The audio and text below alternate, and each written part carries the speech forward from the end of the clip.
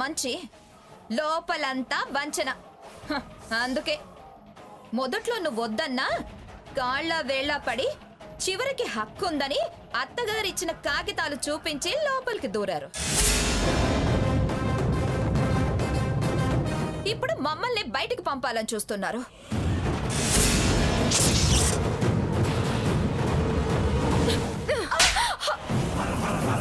ఆపవే, ఇంకొక్క మాట తప్పుగా మాట్లాడితే క్షమించను. నువ్వు అనేంత నీచమైన ఆలోచన కల్లో కూడా మేము చేయలేదు, చెయ్యం కూడా. నీకు పట్టిన డబ్బు పిచ్చి మాకంటగట్టకు. సగం కోరుకుంటున్నావు అంటున్నావు కదా, పైసా కూడా వద్దే. నీకు దక్కాల్సిన ఆస్తికి మేము ఎక్కడ అడ్డుపడతామో అన్నాం. పాడు బుద్ధి నీకు పుట్టాక అది మేము ముట్టమని, అసలు మాకొద్దని అందరి ముందు నీకు మాటిస్తున్నాను. ఆ దేవుడి మీద ప్రమాణం చేస్తున్నాను, ఆ దేవుడి మీద ప్రమాణం చేస్తున్నాను, ఆ దేవుడి మీద ప్రమాణం చేస్తున్నాను. చాలా. సీత, ప్రమాణాలు చేయాల్సిన అవసరం నీకేమిటి? ఇచ్చేదాన్ని నేను, వాళ్ళెవరే వద్దనడానికి? అది బావా, ఆ లెవెల్కి తీసుకొచ్చారు. ఇస్తుందట. ఇలాగే ఆవిడ గారిని సీసాలోకి దించుతారు, తర్వాత మొత్తం మొత్తం నొక్కేస్తారు.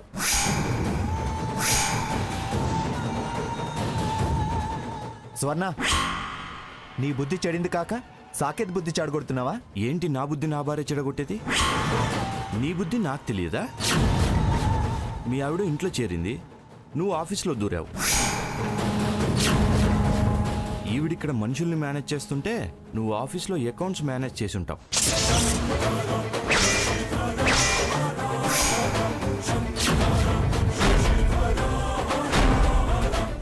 కోట్లు చూసి నీకు పుట్టుండొచ్చు బుద్ధి. నిప్పులేందే పొగరాదు. స్వర్ణ ఊరికెందుకంటుంది? మీకు అలాంటి దుర్బుద్ధి పుట్టిందని నేను నమ్ముతున్నాను. సాకేత్, నువ్వు మాట్లాడద్దు గ్రాని. ఏంట్రా అంత నిందలేస్తూ మాట్లాడద్దు అంటావే?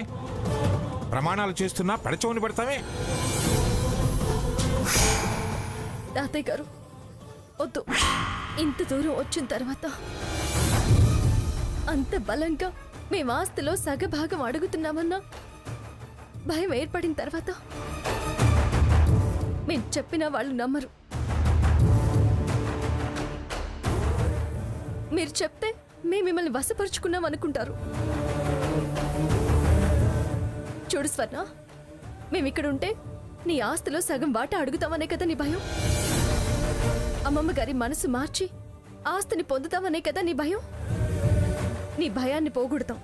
ఆస్తి మాకేం అక్కర్లేదు, నువ్వు ధైర్యంగా ఉండు. మనుషులను దూరంగా ఉండొచ్చు కానీ మా మనసుల్లో మా అనే వాళ్ళని నిలుపుకోగలం. రఘురామ్, మనం ఇంకా ఒక్క క్షణం కూడా ఈ ఇంట్లో ఉండొద్దు. వెళ్ళిపోతాం పద. సీత, ఏమిటా పిచ్చి మాటలు? మీరు వెళ్ళిపోవడం ఏమిటి? ఇది నా ఇల్లు. ఇవాళ నా ఇల్లు, రేపు నా ఆస్తి, ఆ తర్వాత నా ఇష్టం అంటారు. అనేలా చేస్తారు వాళ్ళు. దయ్యం ఏమన్నా పట్టిందావే అలా మాట్లాడుతున్నావు? అమ్మా, ఇది మా కుటుంబ విషయం, మా ఆస్తిపాస్తులకు, మా జీవితాలకు సంబంధించిన విషయం. నువ్వు కలుగు చేసుకోకు. మా విషయాలు మేం మాట్లాడి తేల్చుకుంటాం. ఇందాక అమ్మ మందిగా కోట్లంటే ఢిల్లీ లక్ష్మీ మార్కెట్లో దొరికేవి కావని, అంత విలువన్న కోట్లని ధర్మం తప్పి వాళ్ళు దక్కించుకోవాలని చూస్తే ఎలా ఒప్పుకుంటాం? ధర్మం తప్పుతున్నది నువ్వు, వాళ్ళనంటావే? అమ్మమ్మ, ఇవన్నీ వద్దు. నువ్వు చెప్పు, వాళ్ళకి ఇవ్వాలనుందా? మాకిస్తావా? ఇప్పుడు ఆ విషయం అవసరమా? అవసరం కాబట్టే నోటీస్ పంపించాను. పంచనని తేల్చి చెప్పానుగా. దోచుకుంటారని ఖాయమైంది. రఘురామ్, ఇంకొద్దు. ఒక్క క్షణం మనం ఇక్కడ నిలబడ్డా ఈ ఆస్తిని ఆశించిన వాళ్ళం అయిపోతాం. సీత, వెళ్ళడానికి నాకేం అభ్యంతరం లేదు, కానీ అమ్మ కోరిక. ఇప్పుడేమంటారు బావగారు? నాది అబద్ధం అన్నావు. పదా అని నీ భార్య అనేసరికి అమ్మ కోరిక అంటూ సెంటిమెంటల్ డ్రామా మొదలు పెట్టావు. షడప్. మనసు, మమత, ప్రేమ అనే వాటికి అర్థం తెలియని దానివి నన్ను డ్రామా అంటున్నావా? నీది డ్రామా. నటనలో జీవిస్తున్నావు. పద సీత. రేయ్ రఘురామ్, అగరా, నువ్వు కూడా ఏమిట్రా ఇది? మేమిద్దరం ఒక్కటే తాతయ్య. చూడు స్వర్ణ, ఆఖరి మాటగా చెప్తున్నాను. నువ్వు అబద్ధం ఆడావో, స్వార్థం పెరిగి అన్నావో, డబ్బు మీద వ్యామోహం పెరిగి డబ్బే సర్వస్వం అనుకో. మేము మనుషుల్ని ప్రేమించే వాళ్ళమే కాదు, డబ్బుకి కక్కుర్తి పడేవాళ్ళం కాదు. ఆ తృప్తే మమ్మల్ని బ్రతికిస్తుంది. ఇవాళ మా మీద వేసిన నిందకు ఎప్పటికైనా నువ్వు పశ్చాత్తాపడతావు. మా గుణగణాలని హత్య చేశావు. ఒక అక్కగా, చెల్లెలుగా నీ మీద చూపించే ప్రేమని వెక్కిరించావు, అవహేళన చేశావు. డబ్బు కోసం బంధాలను తెంచి బయటికి పంపిస్తున్నావు. అయినా నీ క్షేమం, నీ సంతోషం, నీ అభివృద్ధి మేము ఆశించి ఇక్కడి నుంచి వెళుతున్నాము. నీ భయాన్ని వదిలేసి ఇక నుంచి హాయిగా ఉండు. డబ్బే సర్వస్వం అని నువ్వు అనుకోవచ్చు, తప్పని ఖచ్చితంగా ఒకరోజు నువ్వే తెలుసుకుని తీరుతావు.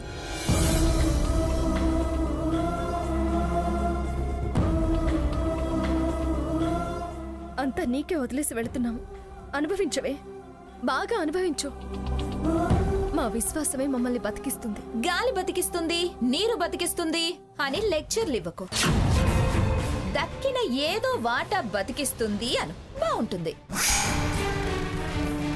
అయ్యో అన్ని వదిలేసి వెళ్తున్నానన్నా సింపతి గెయినింగ్ కబుర్లు చెప్పకు. ఛీ! ఇంత నీచంగా, ఇంత దిగజారిపోతావని నేనెప్పుడు ఊహించలేదే. వదిలేసిన దాన్ని ఆశించే బుద్ధి నాకు లేదు. మా అత్తగారు నాకు ఇచ్చిన ఆ కాగితాలు నా బీరువాలో ఉన్నాయి, తీసుకో. చూడు స్వర్ణ, మేం కట్టు బట్టలతో బయటికి వెళ్తున్నాం. నువ్వు లక్ష్యంలోనే బ్రతకనుకుంటున్నావు. నేను లక్ష్యంతో బ్రతకాలనుకునేదాన్ని. చూడు, జీరోతో జీవితాన్ని మొదలు పెడతాము. నువ్వు సంవత్సరానికి 1,44,000 కోట్లు సంపాదించాలన్న ఆశతోనే బతుకు. పదరకు. సీత, వద్దమ్మా, వద్దు, మీరు వెళ్ళటానికి వీల్లేదు. దయచేసి మమ్మల్ని ఆపే ప్రయత్నం చేయొద్దు. ఈ స్థితిలో తిరిగి గుమ్మంలో అడుగు పెట్టే ప్రయత్నం చేయించొద్దు. ఎవరి పిలుపుకి విలువిచ్చినా, ఎవరి ప్రేమకు తలొక్కినా, ఎవరి ఆంక్షకి కట్టుబట్టా, ఎవరి మమకారానికి బందీలమైన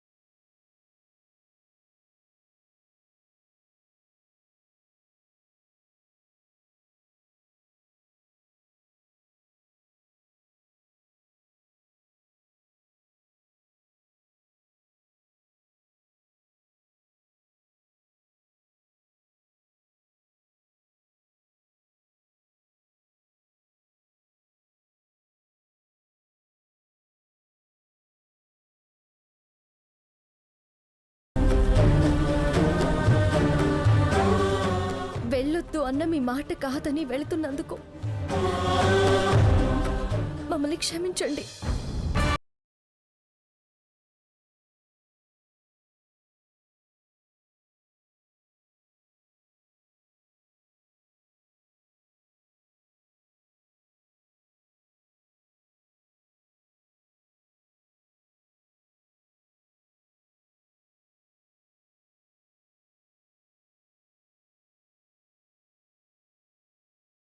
వెళుతుంది. వాదించే వాళ్ళు శత్రువులు కారు, అది తెలుసుకో. పద. రఘురాం,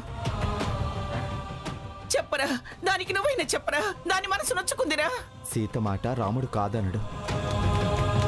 రాముడు వెంటే సీత నడుస్తుంది. సీతకి తోడుగా రాముడు ఉండాలి కదా నానమ్మ.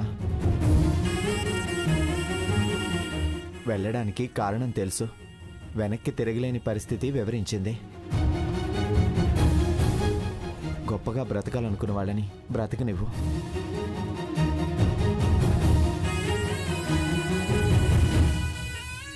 గొప్పగా ఎదగాలనుకుంటే వెళ్ళనివ్వు.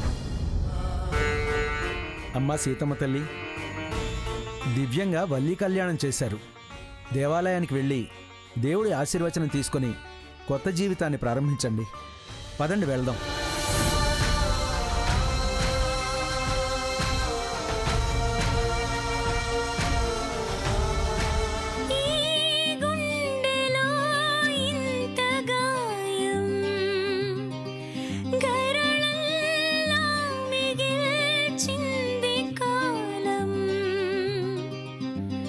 అడుగులలో అలజడులే ఎగసేలా ఎదనిండా వేదనలే ఎదురయ్యే తీరాన కూలింది ప్రాణం. మిగిలిందింక శోకాల సంద్రం.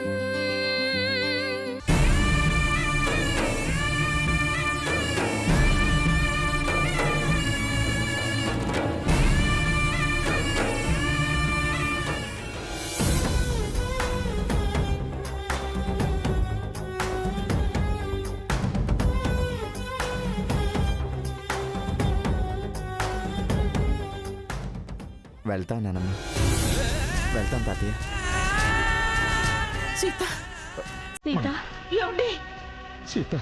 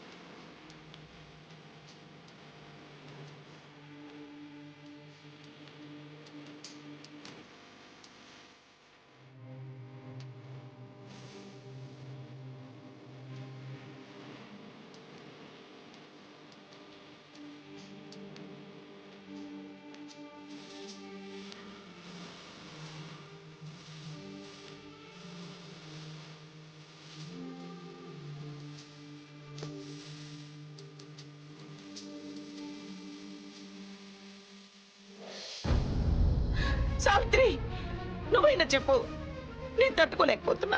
దాని పట్టుదల, ఆత్మాభిమానం నాకు తెలుసు పిన్ని గారు. అది ఈ స్థితిలో ఎవరి మాట వినదు, వెనక్కి తిరిగి రాదు. తల్లిగా తప్పని చెప్పమ్మా. ఎలా చెప్పమంటారు? తప్పు చేసిన వాళ్లే నీకు అనవసరం అంటున్నారు. దాన్ని తప్పని ఎలా అనమంటారు?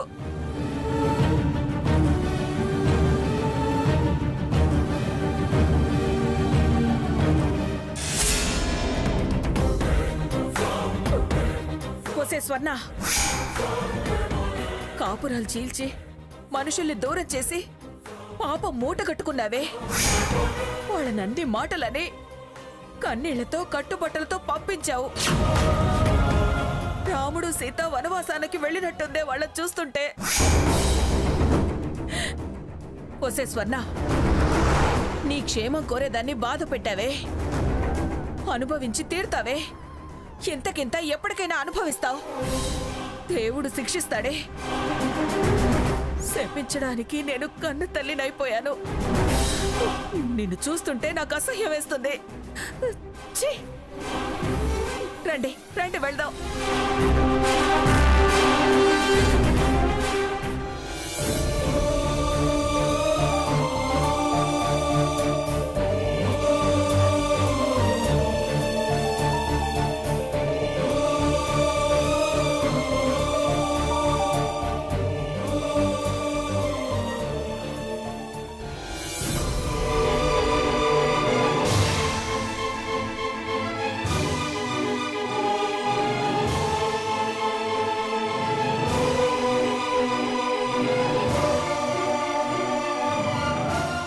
అది మరీ ఇంత అబద్ధం ఆడుతుందని, ఇంత నీచంగా ప్రవర్తిస్తుందని ఊహించలేదు. స్వార్థం, డబ్బు మీద ఆశ ఎంత మార్పు తెస్తుందా అని ఆశ్చర్యం వేస్తుంది. అది నా కోసం త్యాగం చేసింది అనుకున్నాను. కాదు అన్న అనుమానం నాకిప్పుడు కలుగుతుంది. సీత, ఆలోచించడం వేస్ట్.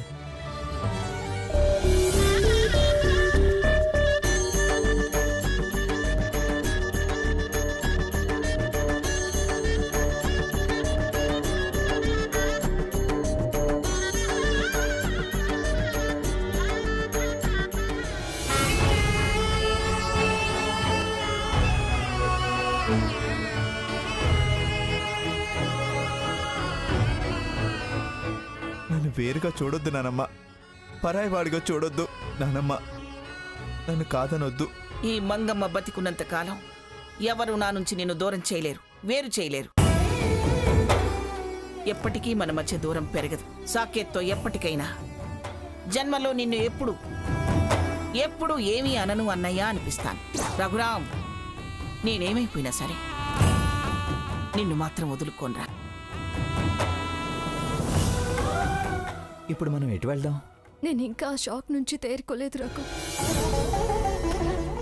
ఆవేశంలో బయలుదేరాను, కానీ ఆలోచించే స్థితిలో నేను లేను. ఆవేశం కాదు సీత, ఆత్మాభిమానం నీతో అలా మాట్లాడించింది. ఆ క్షణంలో నువ్వు నాకు నచ్చావు. మనంగా మనమేంటో నిరూపించుకోవాలి.